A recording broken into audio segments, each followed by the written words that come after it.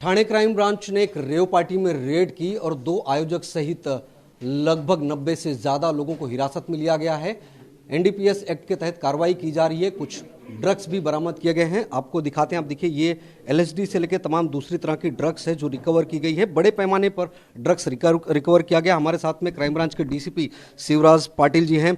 पाटिल जी, सबसे पहले जानना चाहेंगे कि कितने लोगों को वहां से हिरासत में लिया गया और जो ऑर्गेनाइजर थे क्या उनकी गिरफ्तारी हुई है? जो लोग शामिल थे उन पर किस तरह का एक्शन हो रहा है?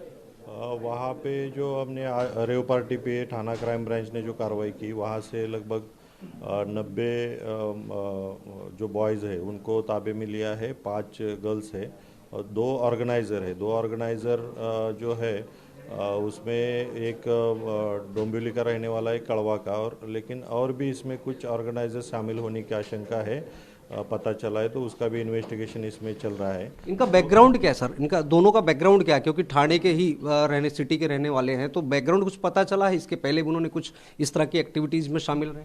जो कुबल करके उसमें जो एक ऑर्गेनाइज़र पकड़ा गया है, ऐसा पता चला कि उसने और एक पहले पार्टी कहाँ पे ऑर्गेनाइज की थी, गोवा में, तो ऐसा सामने आया है। तो उसकी भी हम अभी तहकीकात करेंगे कि वो पहले पार्टी ऑर्गेनाइज की थी कहाँ पे, और भी पार्टी उसने कहाँ पे ऑर्गेनाइज की थी, उसका भी इन्वेस्टिगेशन चलेगा। क्या क्या रिकवर हुआ है स्पॉट से अभी तक? कौन कौन से ड्रग्स?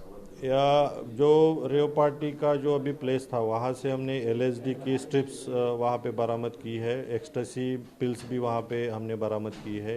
एमडी भी वहाँ से बरामद हुआ है, और गांजा और कोकेन भी वहाँ से बरामद हुआ है, और ई सिगरेट्स और वहाँ पे वाइन भी वहाँ से बरामद हुई है। सर, इतने बड़े लोग पर, बड़े पैमाने पर लोग इकट्ठा हुए, तो ये सारे लोग फ़ोन करके तो बुलाए नहीं गए होंगे। जरिया क्या था, रूट क्या था इतने सारे लोगों को इकट्ठा होने का? इसमें जो इन्वेस्टिगेशन में सामने आ रहा है, उन्होंने एक इंस्टा पे एक पोस्ट डाली थी जिसमें उन्होंने कोड वर्ड में ये डाला था, प्लेस और टाइमिंग। तो ये भी इन्वेस्टिगेशन चल रहा है कि उनका कोड वर्ड क्या ये करने के लिए, ब्रेक करने के लिए, और भी ऐसे पार्टीज वहाँ पे अरेंज करने के लिए उन्होंने क्या यूज़ किया था, इंस्टा या फेसबुक, तो उसका भी इन्वेस्टिगेशन चल रहा है। ये भी बात सामने आई कि जो ड्रग्स वहाँ पर सेल की जा रही थी, जो लोग पार्टी में आ रहे थे, तो उसका एक एंट्री फीस भी था कि इतना पेमेंट करने के बाद ही आप इस पार्टी में शामिल हो सकते हैं। दूसरा महत्वपूर्ण सवाल ये कि अलग अलग एक काउंटर सा सजाया गया था कि आपको अगर एलएसडी चाहिए तो अलग काउंटर पे मिलेगा, एमडी चाहिए तो अलग काउंटर पे मिलेगा, यानी कि जो जिस तरह की पेमेंट करेगा उसको उस तरह की ड्रग्स वहाँ प्रोवाइड की जाएगी। पार्टी का जो ऑर्गेनाइज किया गया है उसमें ऐसे सामने आया कि पर हेड उन्होंने कुछ फीस रखी थी एंट्री के लिए, और बाद में अंदर जाने के बाद जो अलग अलग जो एनडीपीएस के जो प्रोडक्ट्स है उसके लिए भी उन्होंने अलग अलग से उनके बंदे रखे गए थे जो वहाँ पे बेच रहे थे। तो इसमें अलग अलग जो एनडीपीएस के प्रोडक्ट है उसका अलग अलग कॉस्टिंग वो वहाँ से उनसे बच्चों से वो ले रहे थे।